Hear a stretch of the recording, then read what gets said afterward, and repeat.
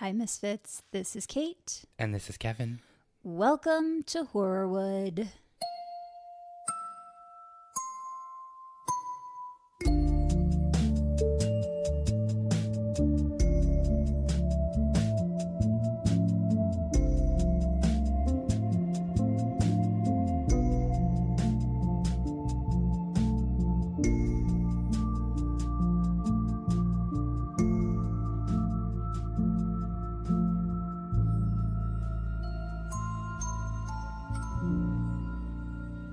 What was the thing that you just said about the cotton candy? We're all just pieces of fluffy cotton candy descending into water where we'll just disintegrate. Yeah, I feel that.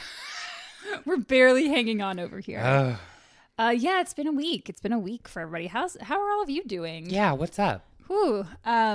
Before we get into this horrible, awful, tragic case, we do have one bright thing to talk about, is that we have a new Patronian. Yay! Natalie Melendez, Queen. Thank you so Natalie. much for supporting us on Patreon, getting those bonus episodes, giving us a little light in our day. Thank you for your support. Yeah, thank you, Natalie. Welcome in, Whoop, girl.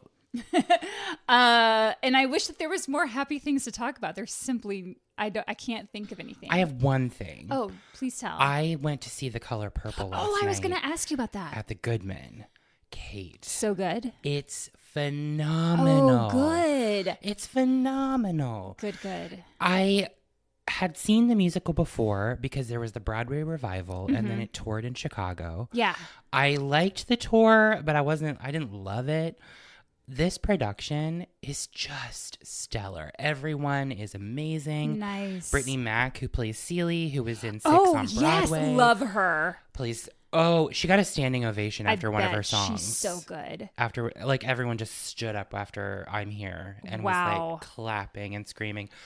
People were having emotional breakdowns. This lady in front of me put her hand up in the air and just started sobbing. Wow. You have to go. They just extended it later into August, I think. Okay, great. Yeah, love Brittany Mack. She was my absolute favorite queen in Six, and I sing her song often. I love that song. But she, I like that song a lot, and she has a fabulous voice. I feel like that show didn't showcase it enough. Really? Because hot damn. Okay, wow. Hot damn. If you're saying that Six did not showcase her voice, then Color Purple must be wow. Well, that's a glowing review, so I definitely will try to check that out. I cried through the entire thing. It's almost 3 hours. It's a long show. Sure. But it's so well done. Yeah. I'm still thinking about it. Yeah, I'll have to try to get there and see it. We're seeing Melissa Villaseñor tonight at the Den, which is going to be so fun. I love her. Yeah, I'm excited for it. So there's something to look forward to because this case sure isn't. Oh, fuck. Today we're talking about Dr. Haing Ngor. He won an Oscar. He acted in several films and TV shows. And the reason I chose this case, because I didn't really know anything about him prior to researching this. And the reason I chose it is because I saw a little People Magazine Investigates documentary about it. Seemed pretty cut and dry. I'm like, great, an easy case. I can get this done because I've got a lot of things going on. No. Once I got into the research, first off, I don't recommend watching the People Magazine Investigates documentary because it is very one-sided and does not give you the full story at all. Okay. I get into the research of this and I came across the podcast Strangeland. Their entire season 3 is about this case. And I wish I had listened to that prior to choosing this case because I was already pretty deep in the research. It's a 12-part series. Whoa. They go so deep. They've got resources, obviously, that we don't. So they're able to get interviews with a lot of the people involved. Okay. And access to records that I just don't have. Right. So if you want every single detail about this case, and I will say it is fascinating. It's very well done. I recommend Strangeland Season 3, The Killing Fields of LA. Okay. Obviously, we don't have that kind of time to go into everything they go into, but I'm going to give you as full a picture as I can in these two parts. So in part one, we're going to be talking about Haing Ngor's background. And a lot of that involves the Cambodian genocide. You mentioned this to me now. Oh, yes. God. He wrote an autobiography. It's called A Cambodian Odyssey. It's nearly 500 pages. I read it. I cried through it. It is one of the most unflinching, honest, brutal things I've ever read. Mm-hmm. I recommend it to people if you want to try and understand other things that are happening in this world. And I think part of what drew me to the case is it felt very topical for what we're seeing with ICE. Yeah. And I know I've already lost a lot of people at this point in this episode. I know people are like, politics. It's a two-parter. We're in a time right now where it's imbued in everything. And so you can't ignore it. I mean, as we've said, the entertainment industry is deeply shaped by politics. Oh, 1,000%. But I do want to say some of the things we're going to talk about today, because most of today is going to be his time in Cambodia. Okay. And if you are uncomfortable with hearing about that kind of stuff, you can go ahead and skip this episode. And you can pick back up next week when he is out of Cambodia. But a lot of the account that I'm going to talk about today comes from his own words. And I'll let you know when there's something very graphic coming up. Oh, it's a lot. I will just say that. He eventually starred in the film The Killing Fields, which we'll talk more about next week. And it is about the Cambodian genocide. So I also recommend watching that. It stars Sam Waterston, John Malkovich, Julian Sands, and Haing Ngor. Whoa. There are some great stories that come out of that. We'll get to that next week. I want more people to just learn about this because it's these kinds of things don't just happen in Cambodia. They are happening. They're happening today. So it's just topical, and I don't know. I just thought it was a good one to learn about. Great. So before he grew up to become an Oscar-winning actor, Haing Ngor, and I'm going to go ahead and say I'm doing my best with pronunciations in this. I looked these up. Just know I'm doing my best before everyone comes at me. No, Kate, we've all been there. Trust me. So he was a little boy living in a small, sleepy village in Cambodia. He was born on March 22nd, 1940, and he was one of 8 children. At the time of his birth, Cambodia seemed relatively peaceful, full of rice fields and forest. Each village had Buddhist temples, and every morning, monks would walk in a single file during their daily alms rounds, where people of the village would come out of their homes and put rice in their bowls as offering, which just sounds like the most peaceful, beautiful thing. Am relaxed after hearing you say that sentence. And when you say alms, what does that mean? It's like an offering. Okay, because I was thinking like alms. Didn't people like say something like alms for the poor? Maybe like an offering for the offering. poor. Okay. This is a traditional Buddhist practice known as Pindakara that creates a connection between the community and the monastery. The official religion in Cambodia is Theravada Buddhism, which is the oldest and more conservative form of Buddhism. So, yeah, that does paint a serene picture. Villages surrounded by nature, where every morning monks walk the streets and people come out of their houses to give them food. But within the country, there was a feeling of unrest among the people. Okay. To give some context, Cambodia is bordered by 3 countries. So you've got Thailand to the west, Laos to the north, and Vietnam to the east. Okay. South Vietnam, to be more specific, because then it kind of goes further up past Cambodia. And then to the south is the Gulf of Thailand. During Haing's childhood, we see the lead up to the Cold War. So you've got the democracies of the West with North America and its allies versus the communists headed up by the Soviet Union and China.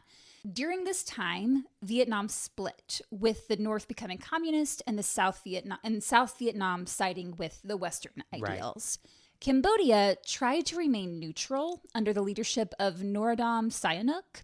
At the time, Most Cambodians loved Sihanouk as a leader, but over time, this sentiment changed. Okay. Despite his intent to keep Cambodia neutral, Sihanouk leaned more toward Western ideals and accepted military assistance from the U.S. to aid South Vietnam in the war against North Vietnam. But he was resistant about relying too much on American money. At the same time, he allowed North Vietnamese troops to operate within Cambodia's borders. This pissed people off. Mm-hmm. He's basically trying to appease both sides, kind of. Then America involves itself further in the war by sending troops to bomb areas of Cambodia that were sanctuaries for the North Vietnamese. So these areas that he had let them come into, now America comes over and they're going to bomb those areas. Mm-hmm. But of course, that results in civilian casualties. It displaced many civilians and had a devastating effect on Cambodia's infrastructure. Yeah. Sihanouk was like, whoa, no thanks, and broke off relations with the U.S. and strengthened relations with North Vietnam, despite not fully trusting North Vietnam. And he also grew more authoritarian over time. So one thing about Sihanouk is that he switches sides back and forth pretty regularly. In response, a small group of rebels began to form in Cambodia, people who were angry that Sihanouk had sided with the enemy, the North Vietnamese. This group of rebels would become known as the Khmer Rouge. I've heard of that. Yes. So this is what is happening in the background of Haing Ngor's childhood. In his autobiography, Haing describes himself as a hyperactive child. He had a lot of energy. He loved sports, but he also loved fighting. He had a quick temper, like he was kind of hot-headed. He was in a gang. I don't think it's quite how we think of gangs here. Okay. But his gang would get into fights with their rival gang. He was fearless. His father was a merchant of Chinese descent who ran a dry goods store. And just one thing to note is there's a lot of racial tension between Cambodians if you are of Chinese descent, if you are, it's just interesting to kind of learn about that stuff. We're not going to go super deep into it, but depending on how light or dark colored your skin was, like there's a lot of racial tensions with that. I feel like that happens in a lot of other racial groups. Oh, absolutely. Races, yeah. So his father was a merchant of this dry goods store. And one day while he was working, he was kidnapped by guerrilla rebels and forced to pay ransom. So the guerrilla rebels are the Khmer Rouge. So Haing's mother had to raise the ransom. And when she paid it, the rebels freed him but kidnapped her. Oh, shit. Demanding more ransom. When they were both free, soldiers for the other side, the Cambodian French-backed government, because Cambodia was under French colonial rule for years and years and years. Oh, wow. Okay. They accused Haing's father of working with the guerrillas because they'd see him visiting them, even though he was just visiting them to pay the ransom to free his wife. Yeah. And when the soldiers saw this, they threw him in jail, demanding ransom money to free him. Holy shit. That is a bullshit thing. This is a pattern that continued. That's so bananas. Yeah. Everyone's just like, give me money. Oh, exactly.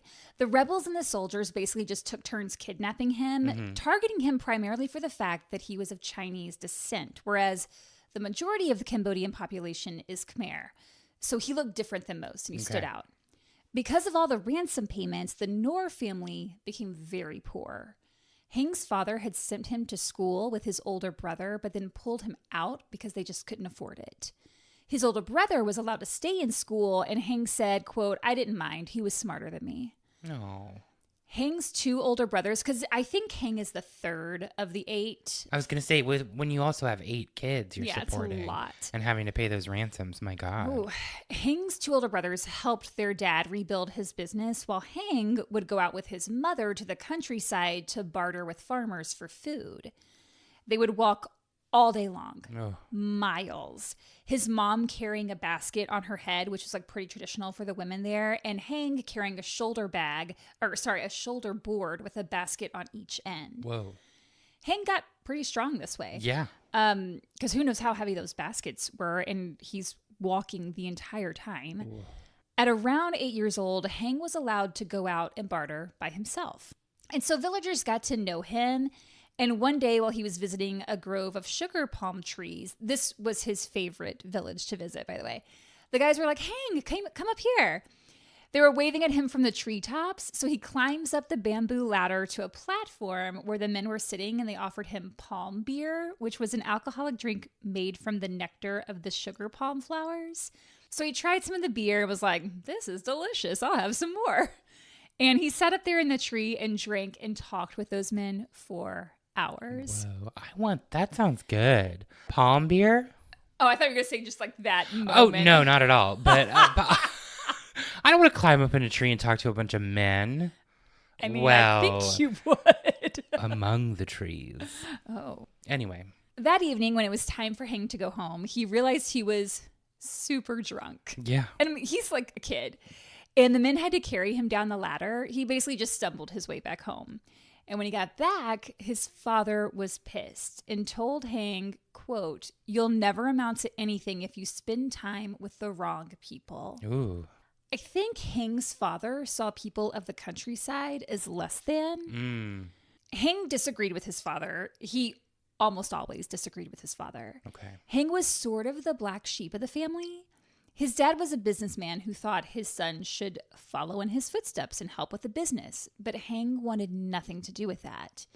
He's a little kid. He wanted to play outside and go exploring and get into fights with the gang and maybe get drunk in a sugar tree. Oh my God, I want that to be the title of my autobiography. Drunk in a Sugar Tree. He was the third oldest boy. I think I mentioned that. So the oldest worked all day and night for his father's business. The second oldest was the one who had attended school. Gotcha. And he started working for the business as the accountant. But Haing, he rarely stayed indoors long enough to help out. And the more his dad scolded him, the more he stayed away. Things came to a head when he was about 10 years old.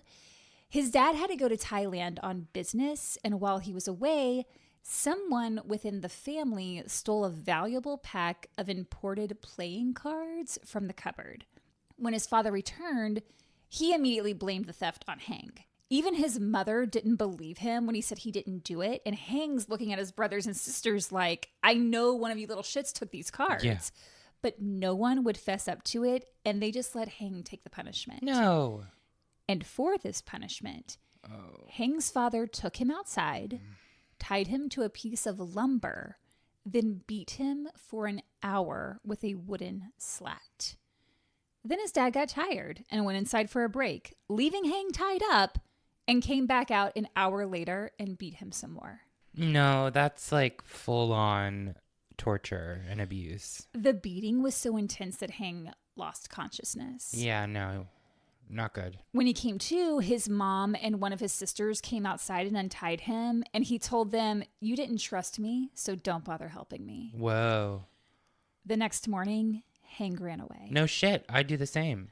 And he says in his book, like, it wasn't uncommon for fathers to beat their kids. I don't know if it was that severe, like if he's talking that severe was a common thing, because that does feel a little... That's overboard. More than a spanking, you know what I'm saying? So after he runs away, he goes and he hangs out at the village market and ran into a distant cousin who was a bus driver. And Haing told him what had happened. He was like, "My father beat me for stealing. I did not steal." And the cousin says, "I'm going to help you out." Gives him a place to stay and a job collecting the bus fares from passengers. Hey, I love this cousin. Yeah. So some things we know about Haing Ngor. He's strong-willed. He's got some street sense, and he knows how to get by. One day, though, his dad happened to be in the market and spotted the bus with Haing on it and did make him come back home. Fuck. In 1953, Cambodia gained its independence from France, and one of the first things Cambodia's leader, King Sihanouk, did was increase the number of free public schools. So when he was about 13 years old, Haing entered primary school and began learning how to read.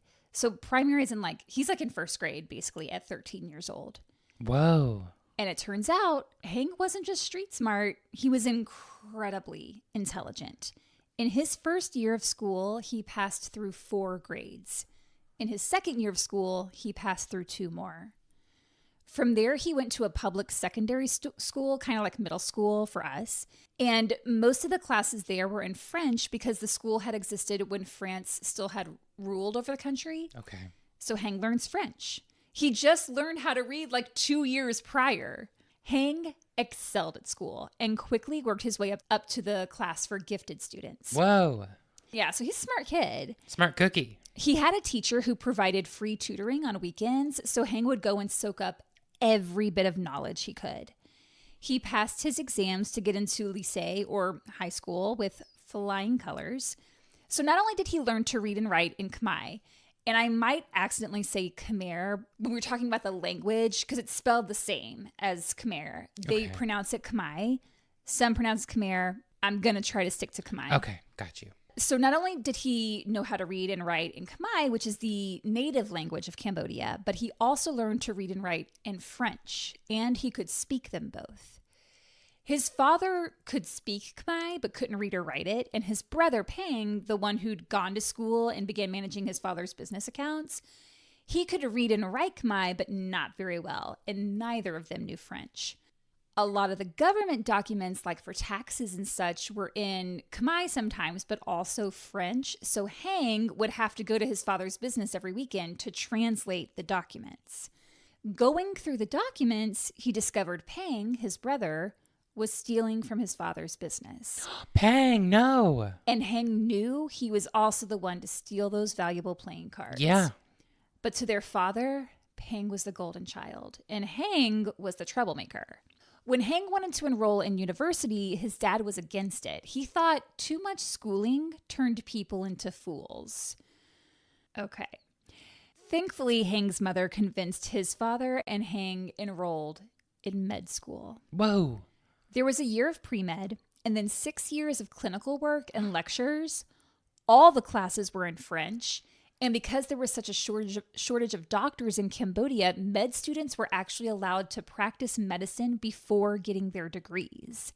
Before he could get a part-time medical job, though, he supported himself by teaching science in high schools, and he was a private tutor in people's homes. A friend of his from school had 2 younger sisters who were having trouble with their studies, and he was like, "Hey, Haing, can you tutor my sisters?" And Haing was like, "Yeah, sure." So he shows up at the house, and in addition to the 2 sisters, there was another girl there, their cousin, named Hoi. Haing quickly began looking forward to these tutoring sessions more than any of his other classes. Hoi always had a glass of tea waiting for him when he arrived. She was shy and quiet, but very smart. She often knew the answer when her cousins didn't. And Haing wrote in his autobiography, quote, "The other girls were no match for her." I love that. Also, Kate, I came across a TikTok person. I'm sorry you said tea and it sparked a thought. There's a lady on TikTok who's a tea sommelier. And so she makes cold brewed teas, and she has like a 4-rule thing. It's like a tea, like a tea leaf, a citrus, an herb, and something else. But she like steeps these delicious teas, and they look so refreshing. Have you tried them? No, I want to though. Okay. I'll send you a video. I'll send you a clip. Okay, great. I look forward to it. At the end of their last class together, Haing wasn't in any big hurry to leave. He kind of lingered in the doorway to talk to her, but she was shy, and in that moment, he was shy. So eventually he was like, "Okay, goodbye," and Bye. he left. It was a full year before he saw her again, and it was just a chance encounter. He was riding his bike, and she was walking from the opposite direction towards him.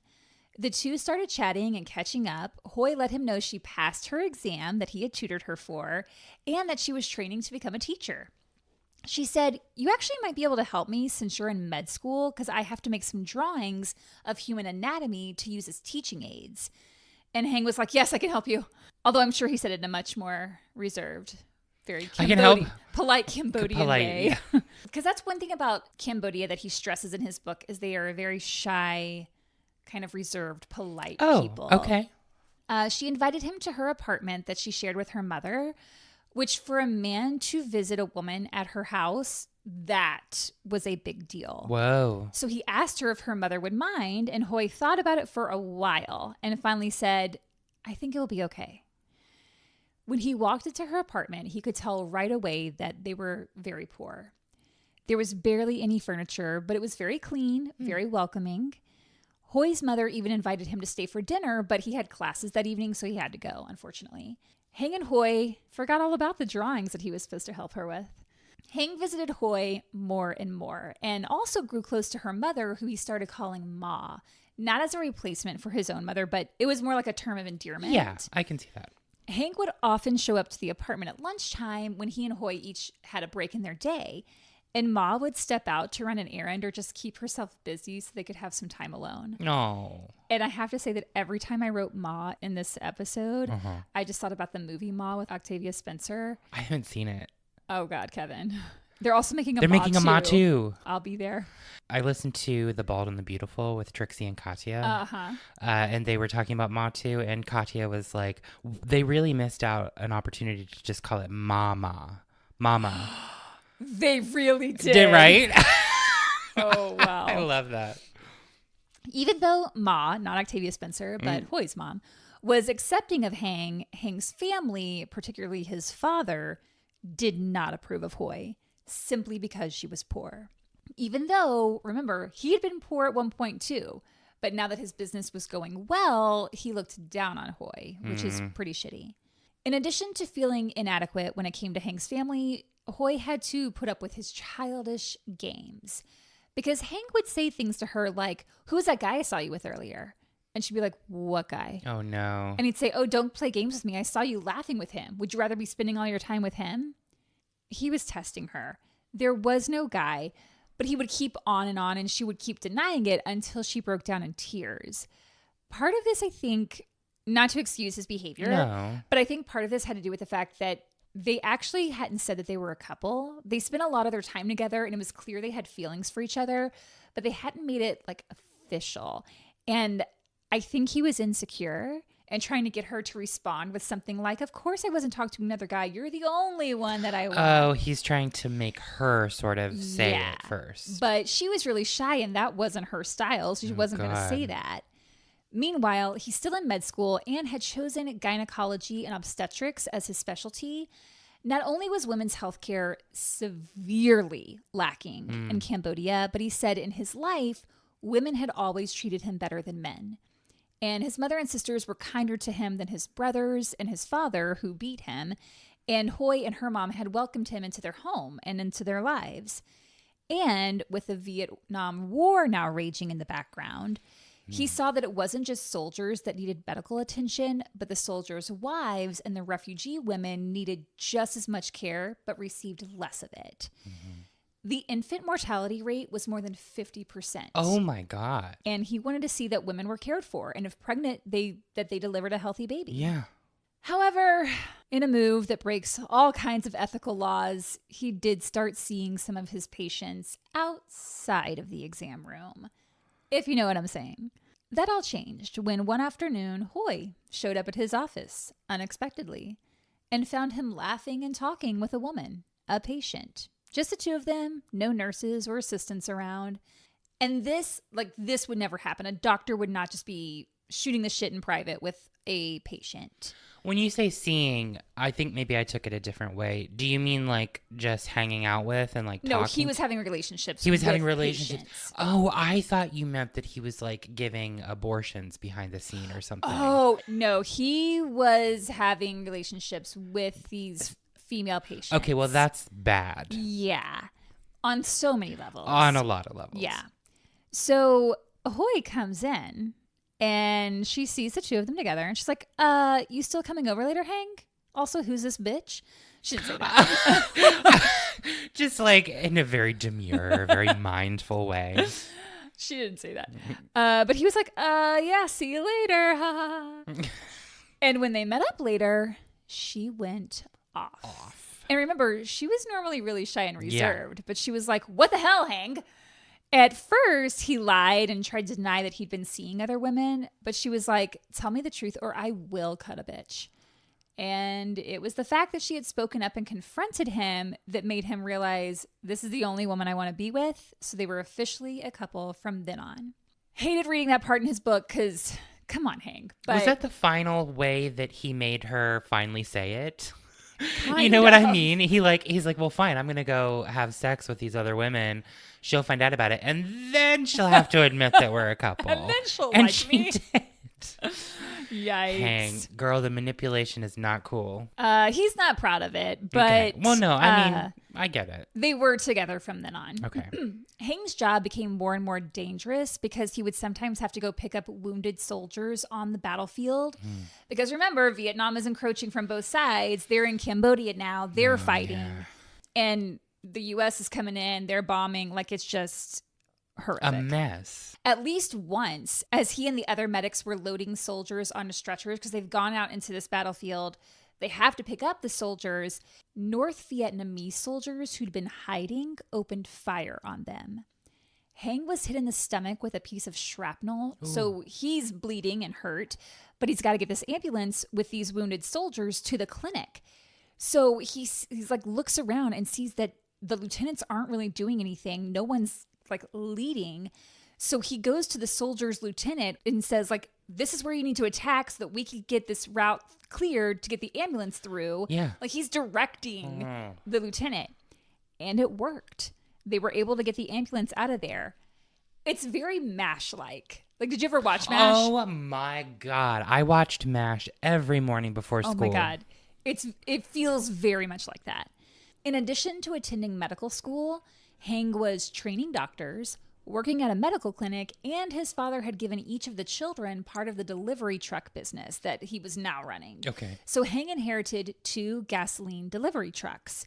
He was able to take the profits he made from the truck business, along with his savings from his medical jobs, and use that money to buy into the medical clinic where he worked.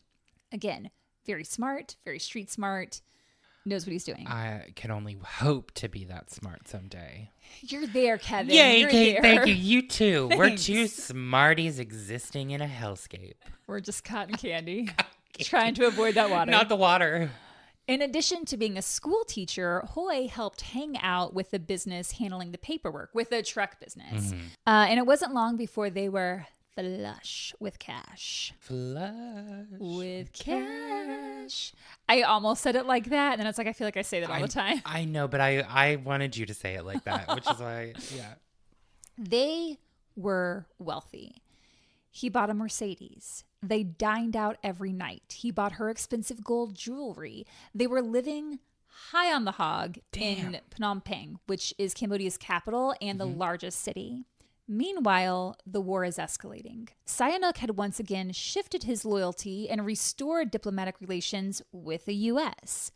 But Cambodians were fed up, and while Sihanouk was out of the country on a trip, he was overthrown by a general named Lon Nol, who was pro-American.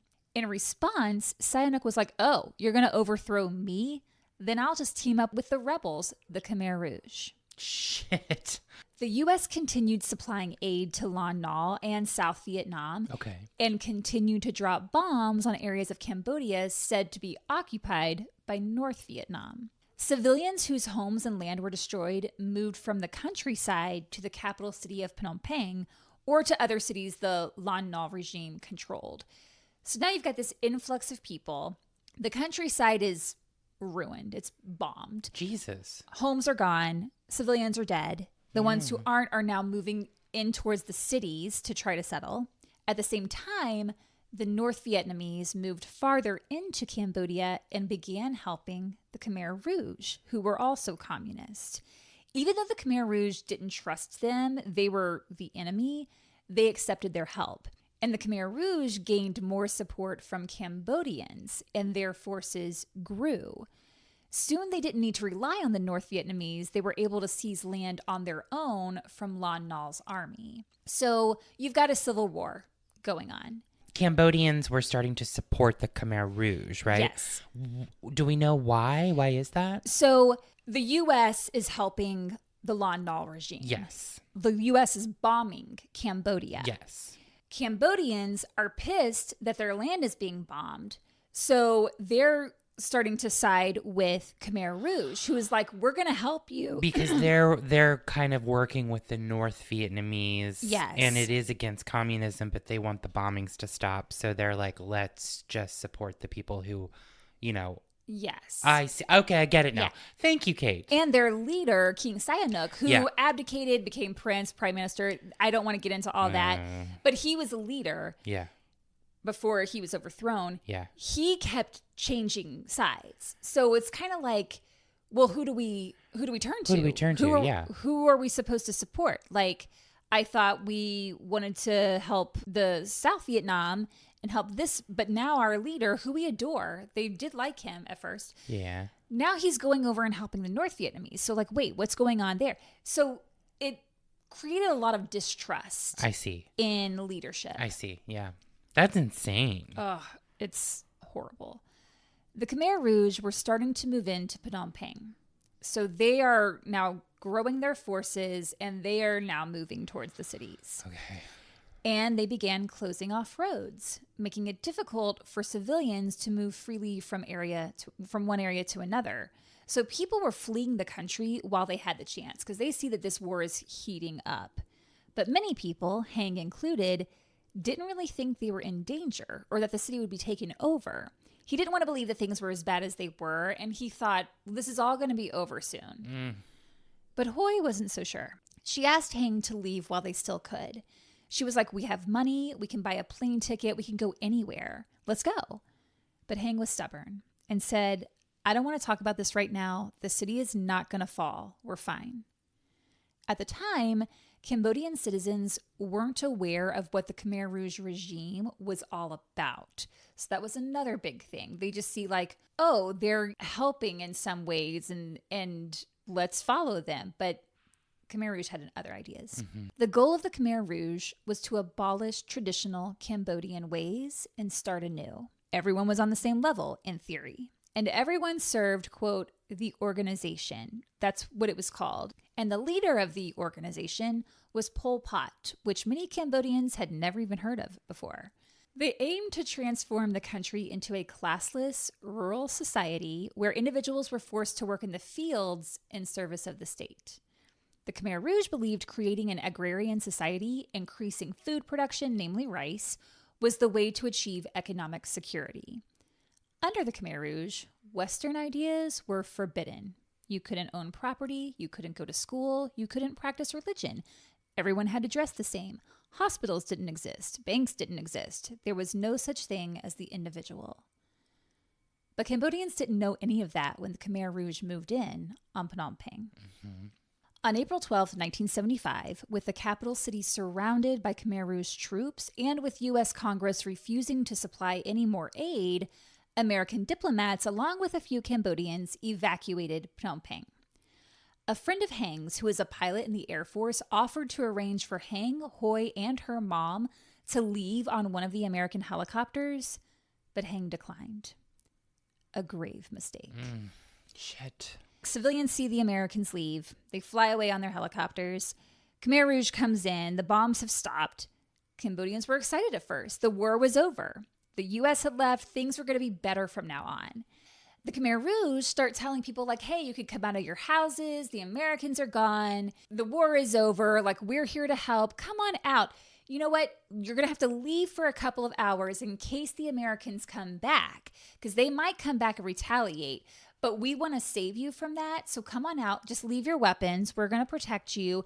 You don't need your belongings. You can leave all that here. You're going to be back in a couple of hours. So just come out of your houses and, we're going to direct you where to go. So. Oh, this is going to be bad, isn't it? It's going to be so bad. Hoi was terrified, but Haing tried to reassure her, telling her, like, everything is going to be fine. Like, obviously, they're not going to hurt us. Like, I'm a doctor. Doctors are needed. I'll be fine. You're a teacher. Like, teachers are needed. If they're planning this, country anew, like, they need us. So we're okay.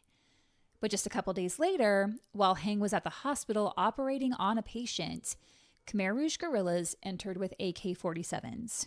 One of them, not more than 12 years old, pointed his gun at Haing, asking if he was a doctor. Haing's instincts told him to play dumb, so he said, no, the doctor just left out the back. The kid said, if I go check and no one is there, I'm coming back in and I'll shoot you. So that's another thing to note, is that a lot, I would say most of the Khmer Rouge soldiers were children. What the fuck?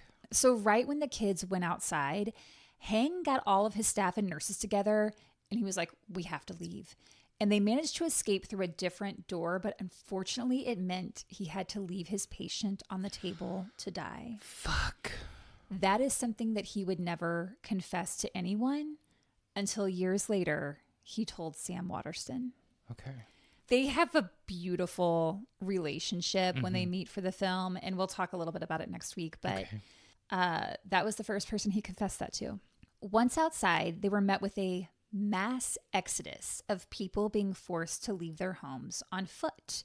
The Khmer Rouge instructed everyone that they had to leave and they got to go to the countryside. Don't worry, you're going to be back in a couple hours. Thousands and thousands of civilians were crammed together on the streets, being forced to walk away from their homes. Children were separated from their parents, getting lost in the crowd. Most of them would not return home. Children were kidnapped to become part of the Khmer Rouge military. Haing desperately searched the crowd for Hoi and his family, but with no luck. He watched as the Khmer Rouge evacuated medical clinics, forcing patients still hooked up to IVs to leave.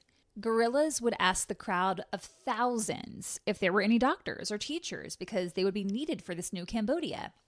So some people stepped forward and they were led away from the crowd and executed. Haing had to keep his identity a secret. The Khmer Rouge killed anyone they believed to be an intellectual. Doctors, teachers, lawyers, engineers. If you spoke French, that meant you had received an education because classes were taught in French. You were killed. The new regime didn't want educated people because if you're intelligent and can think for yourself, you're nearly impossible to control. They wanted the uneducated, people who'd lived their lives in the countryside, hadn't gone to school. They wanted kids because they figured kids are easier to mold and control, hence so many child guerrillas. Haing did eventually find his family and Hoi and her mom, and at one point they all stayed in one house together, but the Khmer Rouge found them and forced them to leave. Haing's dad wanted everyone to take one road, but Haing, always in disagreement with his dad, decided that he, Hoi, and her mom would take a different path, so they separated. Haing and Hoi were forced into manual labor. One of the first jobs they did, they were taken to a rock quarry and given hammers to break rocks down into gravel-sized pieces that would be used as ballast on railroad tracks. Ugh. When the Khmer Rouge tried to force Ma, Hoi's mom, to do the same, Haing was like, we've got to get out of here because he knew Ma wasn't strong enough to endure that kind of work. So they left that area in the middle of the night and made it to another area where Haing's family happened to be. It was like a chance encounter. The Khmer Rouge ordered that no one could practice Buddhism anymore. Monks were forced out of the temples and stripped of their robes. Buddha statues were removed and thrown over the sides of hills or tossed into the reflecting pond. At night, civilians were forced to attend these meetings that Haing referred to as brainwashing sessions, where basically a soldier would lecture to them how they must abandon the ways of capitalism. They don't need school, the farm is their school now. They don't know religion, Anka is the only religion. Anka meant organization, the new regime. Basically, they were saying, you worship the organization now. Forget about your old way of life. That's all meaningless. Forget about fancy cars and clothes. That's capitalism. You don't need to wear glasses. People wear glasses because they're vain. Haing wore glasses and immediately took them off and put them in his pocket. Your sole purpose in life now is to work the farm. If you work, you eat. If you don't work, you don't eat. We're not going to rely on the outside world for anything. That was the Khmer Rouge idea.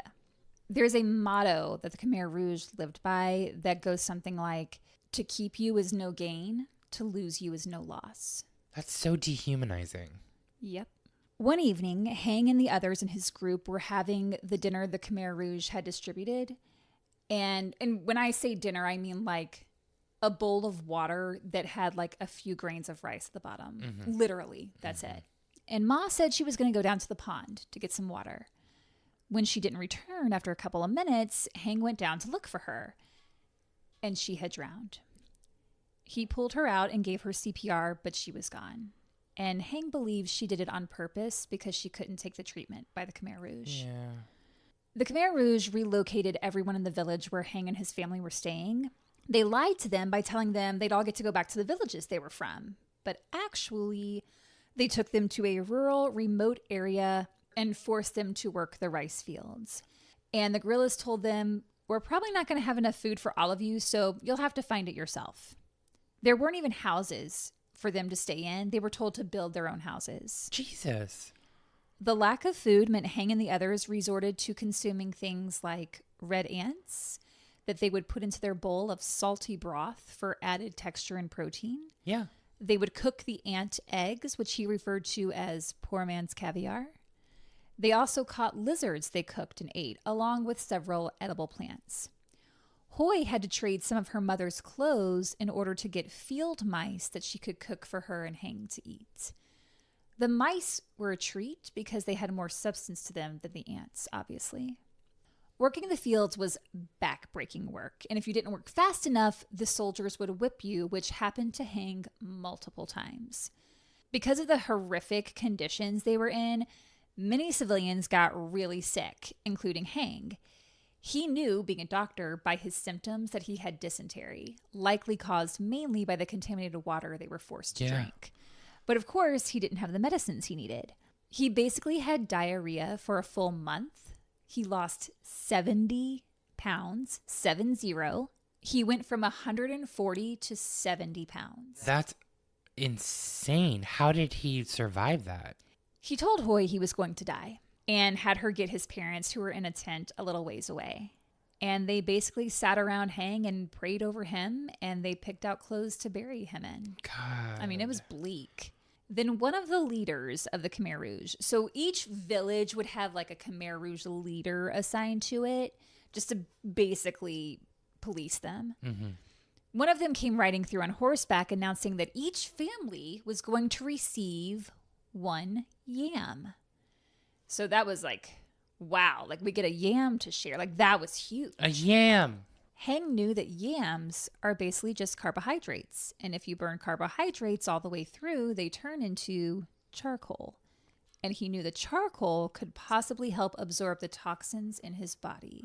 So he instructed Hoi to put the yam into the fire that she used for the tea kettle.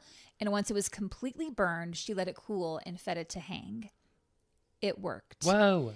He got stronger and healthier and began gaining weight. And once he reached around 100 pounds, he was forced back out to work in the rice fields. No. I mean, that's amazing. I mean, it's awful. Please don't get me wrong. It's fucking terrible and horrible. But the fact that, like, because of his education, he knew to do that, and it saved his life. Yeah. And he felt guilty because it meant that, like, Hoi couldn't have some of the yam because he needed as much of that charcoal as possible. He lives with a lot of guilt about a lot of things, I'll say. But yeah, the fact that like he was like, this could work, and then it did. It did. That's amazing.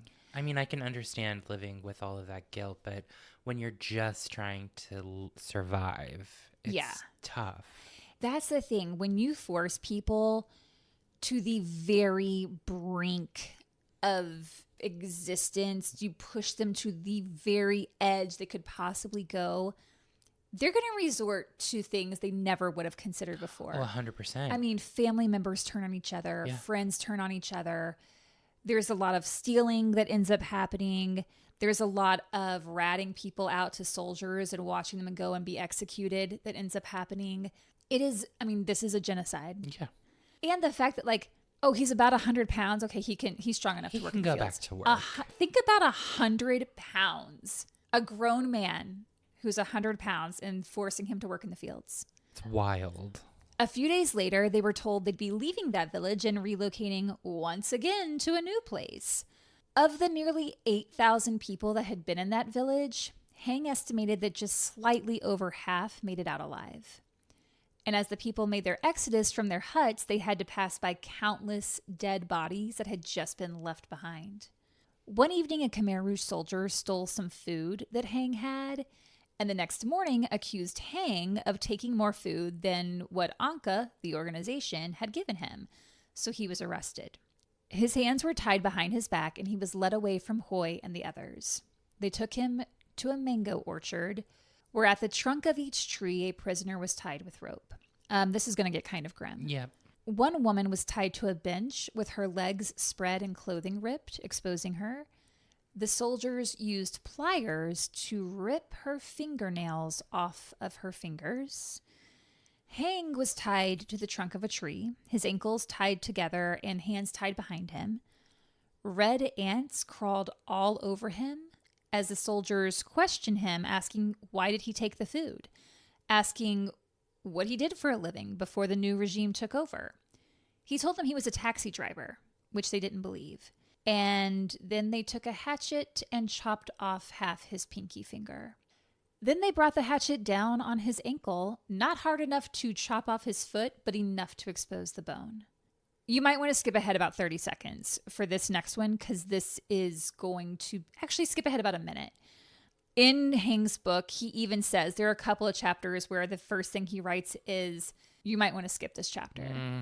Before I get into it, I will say, so after they chopped off his finger, the red ants who are attracted to blood started like crawling all over him. Do those ants bite? Like, oh, are yeah, they like fire sting, ants? yeah. Oof.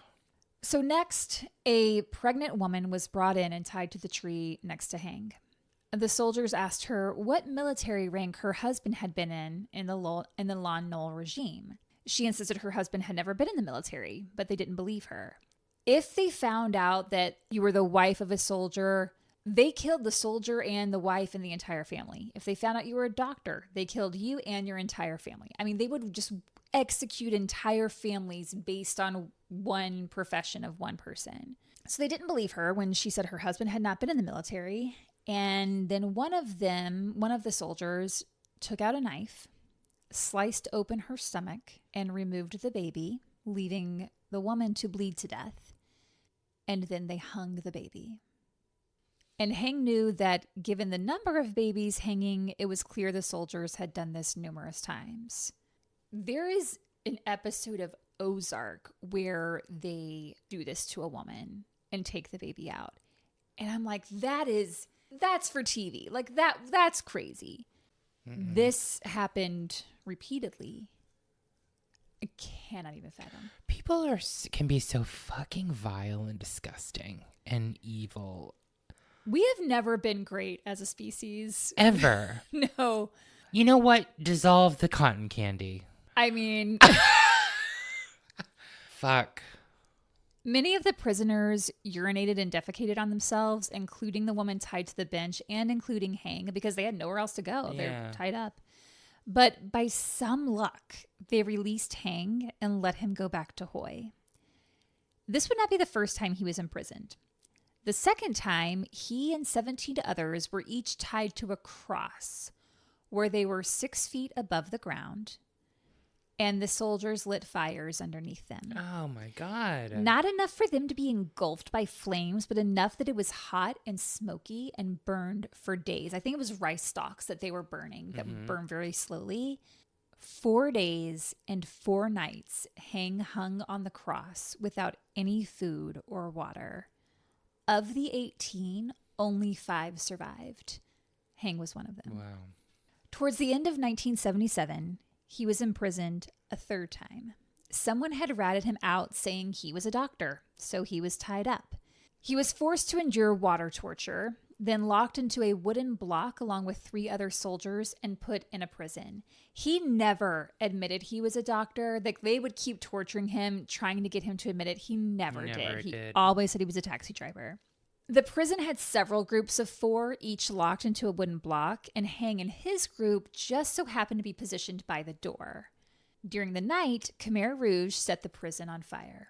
Haing and his group were the only survivors, and it was only because they were by the door and able to get out on time. The soldiers just did it for fun. They just wanted to burn down a prison of people. Yeah. Having survived a Khmer Rouge prison 3 times, which was unheard of, Haing said he only knew of one other person surviving twice, and that was a teenage boy. He'd never heard of anyone else surviving 3 times. Mm-hmm. It gave him a new outlook on life. He and Hoi were actually feeling kind of happy despite everything. Like, he'd survived. And every day whenever he would come home to her, it was like, this is a miracle. Thank like, God, yeah. Because the fact that they were even able to be together, because a lot of families were split up, or they would split the husband and wife up. So they were actually very lucky, which is insane. Also during the time, cracks were starting to show in the Khmer Rouge. People were starting to become emboldened against the soldiers, because what had once been fear was now turning into anger. And people are starting to join together, and they're starting to figure out, how do we fight back?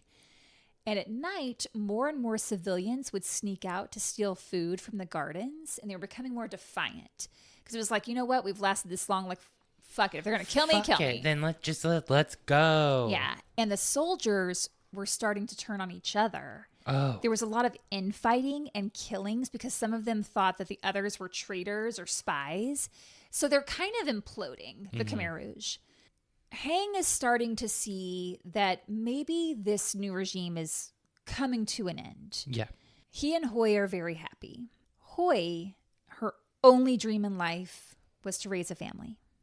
So while they initially planned to wait until the Khmer Rouge's reign of terror had officially ended, they decided that they wanted children.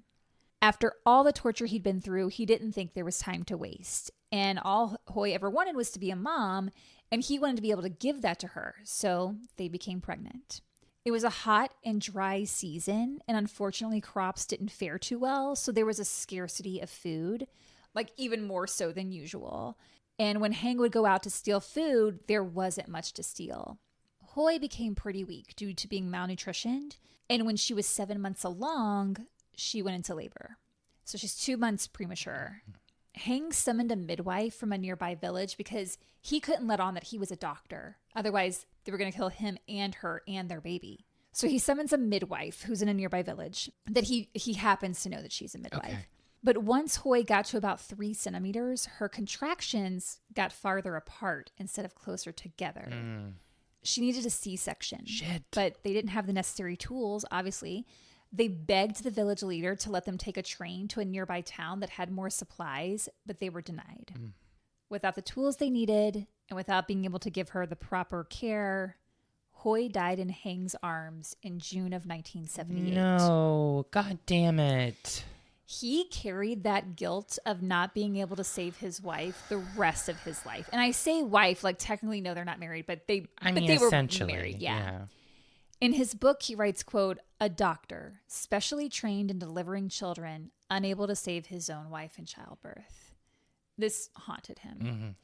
He knew what she needed, but he didn't have the medical equipment. And if he had performed the operation, Khmer Rouge would know he was a doctor. They would have killed him, as I was saying, and the whole family. He said, quote, "It is said, though I do not remember, that in the days following the burial, I went to the common kitchen and asked the staff, 'Where's my wife? She's supposed to be waiting for me here.'"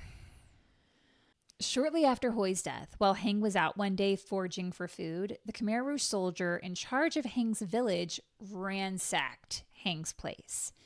And Haing knew it was him and went to the man's house and saw all of his and Hoi's things spread out on the table, mainly clothing and documents.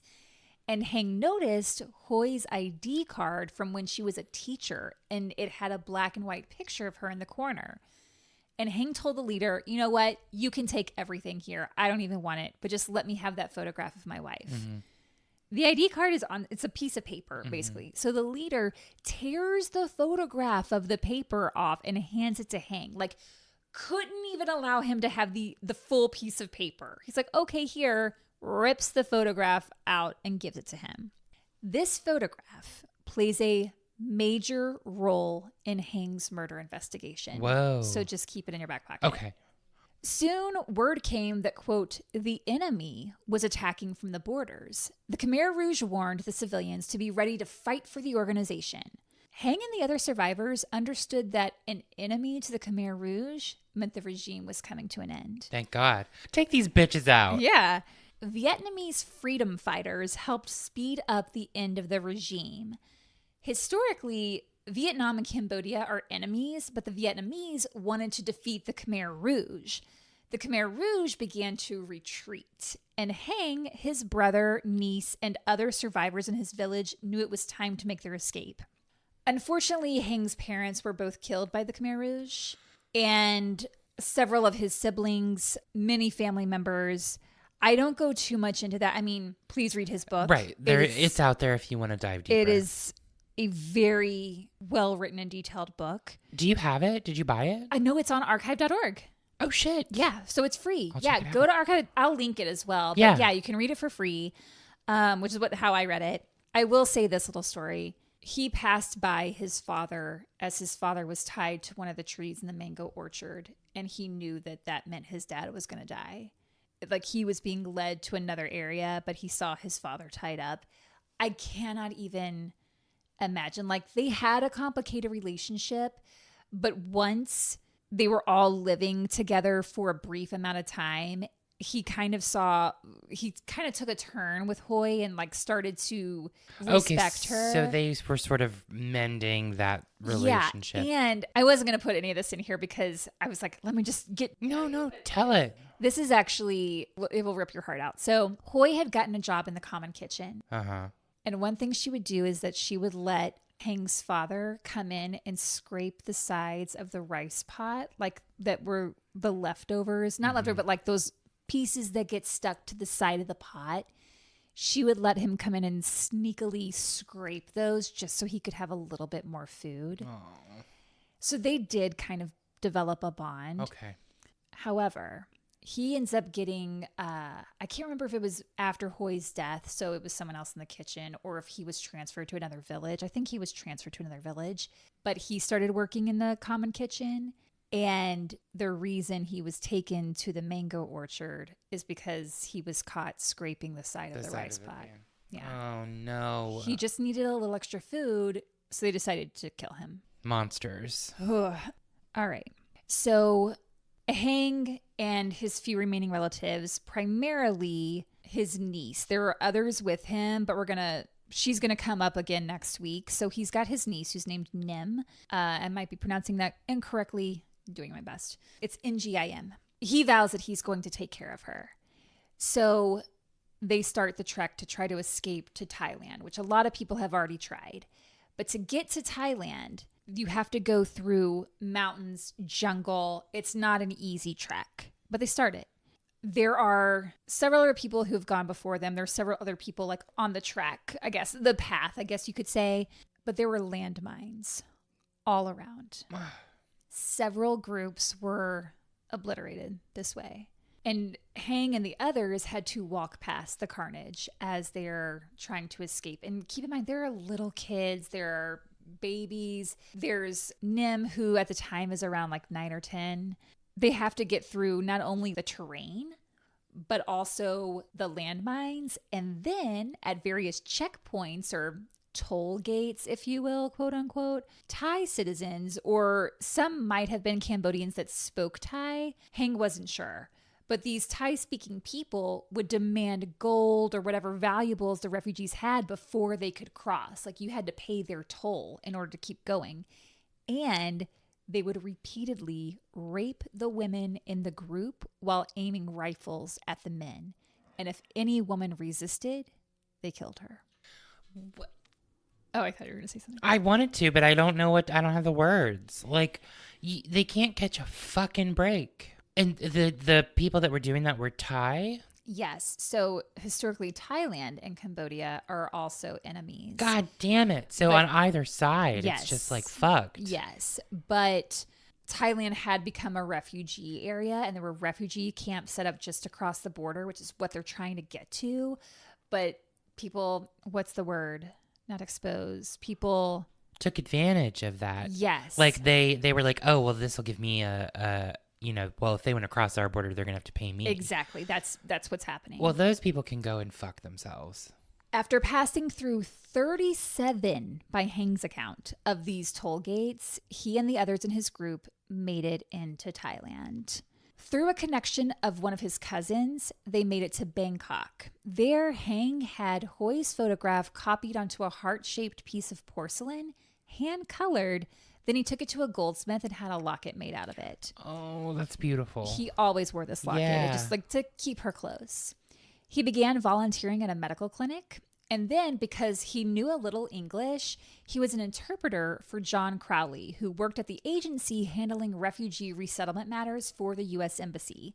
Together, they went to Cambodian refugee camps within Thailand.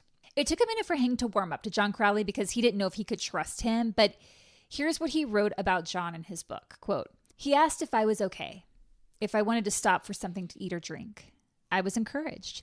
His courteous tone of voice and his relaxed body posture all signaled that he wasn't going to order me around. John Crowley didn't care about race one way or the other. He was treating me like a fellow human being." Finally. I'm not even going to comment. It speaks for itself. Haing did not have such nice things to say about the UNHCR, which stands for United Nations High Commissioner for Refugees. It's a group meant to provide aid for refugees. In Haing's mind, they hadn't really done anything to help, and in fact had built a refugee camp for Khmer Rouge soldiers who had been pushed out of Cambodia by the Vietnamese. So now these Khmer Rouge who've committed these atrocities are in this somewhat safe haven and are being protected and are receiving aid that is meant to help actual Cambodian refugees. One thing that happened that really angered Haing because the UNHCR did not do anything about it is the Thai government went through camps and brought in all these buses and said, hey, we're going to relocate you to a better camp. So just get on these buses and we're going to get you into a better place. Mm-hmm. Those busloads of people, which were about 45,000 civilians, refugees, were not taken to better camps. They were taken back into Cambodia, pushed over a cliff into a minefield, and nothing was done about it. What? Mm-hmm. That's awful. All I kept thinking was, in this country today, like present time, yeah, people being said like, oh, yeah, we just need to, like ICE is what I'm talking about. Like, yeah. ICE agents saying, hey, we just need to check your address, make sure everything's updated, and then they take them through a door and you never see them again. Yeah, that's exactly what's happening now. Yeah. And they're being put on buses and planes and taken to who God knows where. We don't learn from history. As a people, we do not learn. No. If people would maybe pay attention to it a little bit more. Yeah. Maybe open a book. Some Khmer Rouge made it into the U.S. Some were able to get through immigration. And one of those people that made it into the U.S. was the son of one of Haing's aunts. And this particular aunt, Aunt Kim, had tried to rat him out to save herself, essentially, and told leaders that Haing was a doctor. She was a horrible woman. He writes about her in his book. But her son was said to be one of the soldiers in the Khmer Rouge. Mm. And Haing said he made it into the U.S. and he did not know where he was living or what he changed his name to or what he was doing. But Khmer Rouge definitely got into the U.S. Yeah. Haing wanted to go to the United States because it was a developed country. He saw John Crowley and thought, okay, well, he's a nice guy. So that means that there's got to be more nice people like him in the United States. But his caseworker at the agency handling refugee resettlement wasn't John Crowley.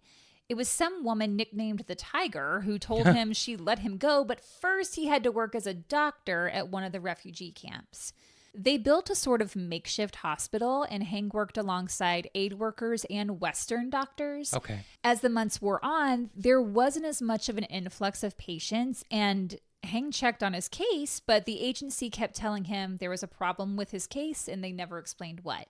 And he's like, well, there just aren't as many like patients for me to treat now. Like, I should be able to leave. So he was there for more than a year. Mm-hmm. By then, his cousin and niece, they'd already made it out and they'd gotten to America. Haing got tired of the runaround that the agency kept giving him because they wouldn't really give him any answers. So he went straight to John Crowley and he was like, when can I go to the U.S.? And John was like, I can get you on the next flight. And that's where we're going to end part one. What a harrowing story. My God. If you're still listening, thank you, number one. They're all listening, Kate. I know it. Well, the people now are because they're hearing here. this. But I know that was a lot of like politics and a lot of stuff. And it doesn't even scratch the surface of the torture that he went through. No. Like, that is the kindergarten version that I just gave you. I will also tell you the Killing Fields film is a very watered down version, although I still think everyone should go and watch it. Okay. But you need all of that because of what takes place in part 2. And the people that went to prison for Haing's murder, I no longer believe are guilty. So we're going to talk about that next week. Meanwhile, have a safe and happy 4th. If you're doing anything, if you're here in the U.S., have a safe and happy 4th. If you're not in the U.S., just have a great weekend. Have a good day and don't worry just don't think about America that day.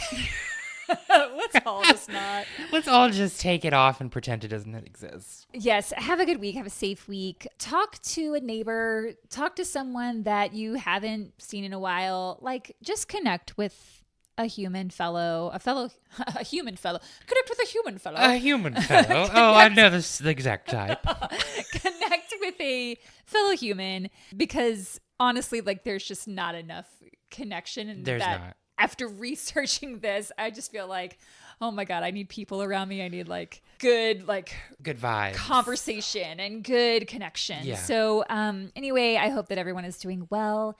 And in the meantime, while you wait for part 2, you can leave us a comment on Instagram, Facebook, YouTube, or Spotify at Horrorwood Podcast. Or you can shoot us an email at horrorwoodpodcast@gmail.com.